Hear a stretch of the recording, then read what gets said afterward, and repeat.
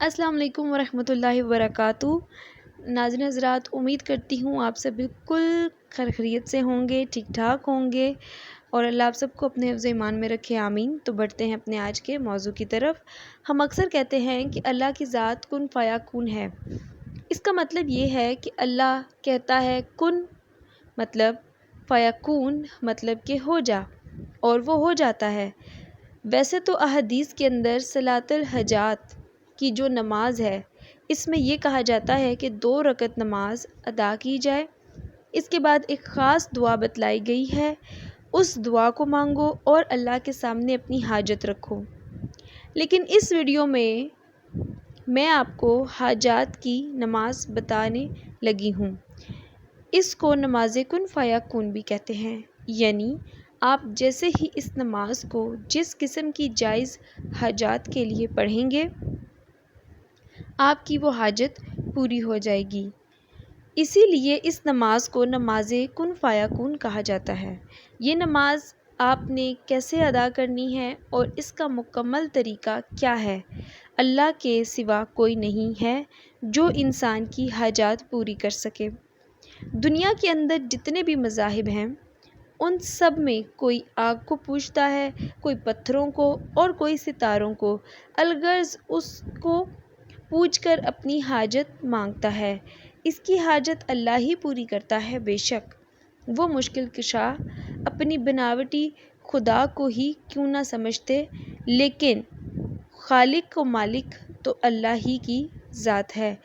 اس کی ہر چیز پر قدرت ہے کہ جو بھی حاجت ہو اسی سے مانگی جائے۔ حدیث میں یہاں تک آیا ہے کہ اگر تمہاری جوتی کا تسمہ تک ٹوٹے تو اللہ ہی سے مانگو، اور فرمایا کہ نماز کے ذریعے اللہ سے مانگو۔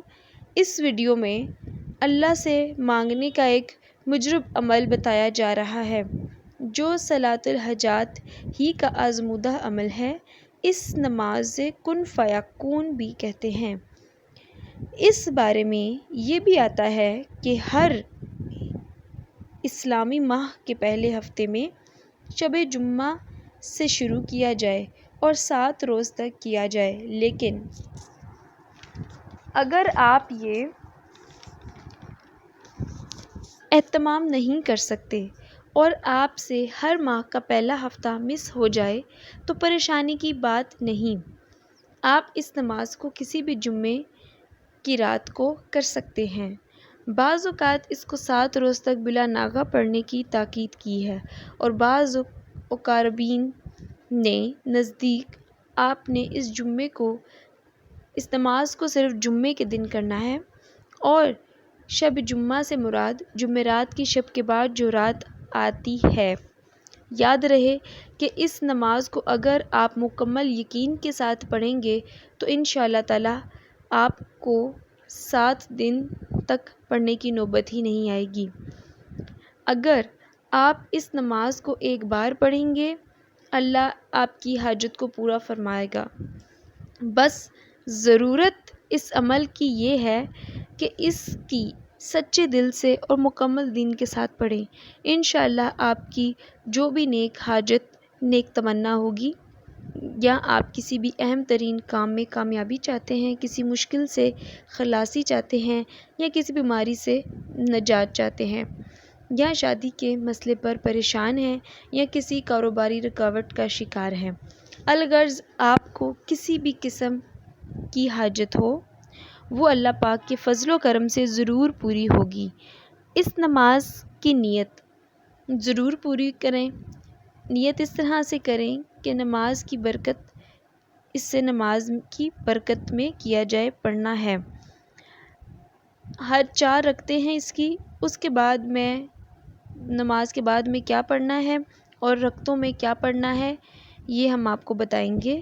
شب جمعہ کو عمل سے پہلے غسل کریں اور عمل کے لیے پاک صاف کپڑے پہنیں۔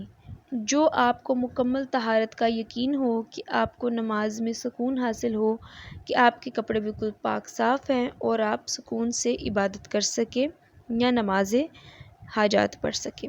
یاد رہے کہ آپ نے یہ نماز عشاء کی نماز کے بعد بھی پڑھنی ہو تو آپ پڑھ سکتے ہیں۔ اس لیے آپ نماز سے پہلے بھی غسل کر سکتے ہیں، اور اگر آپ نے نماز عشاء کے بعد کرنا ہے تو آپ اس کے بعد بھی غسل کر سکتے ہیں۔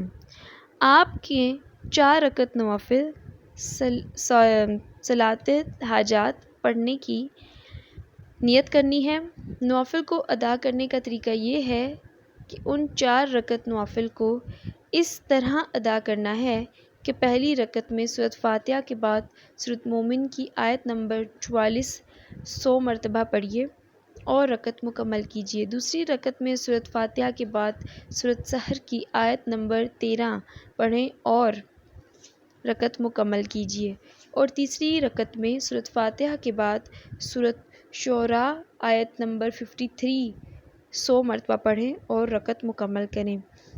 4 رکعت میں سورۃ فاتحہ کے بعد سورۃ فتح، چوتھی رکعت میں سورۃ فاتحہ کے بعد سورۃ فتح کی آیت نمبر 100 مرتبہ پڑھیں اور رکعت کو مکمل کیجیے۔ بعد سلام کسی سے بھی بات نہ کیجیے اور 100 مرتبہ استغفار پڑھیے، اور پھر سجدے میں جا کر یہ دعا 100 بار پڑھنی ہے تاکہ آپ کی جو بھی حاجات ہیں وہ پوری ہو جائیں۔ دعا یہ ہے: غفرانک ربنا وعلیک المصیر۔ پھر سجدے سے اٹھ کر ہاتھ اٹھا کر رب العزت سے اپنی حاجات کی طلب میں دعا کریں، انشاءاللہ ضرور پوری ہوگی۔ ملتے ہیں اگلی ویڈیو میں، اجازت دیجیے، اللہ حافظ۔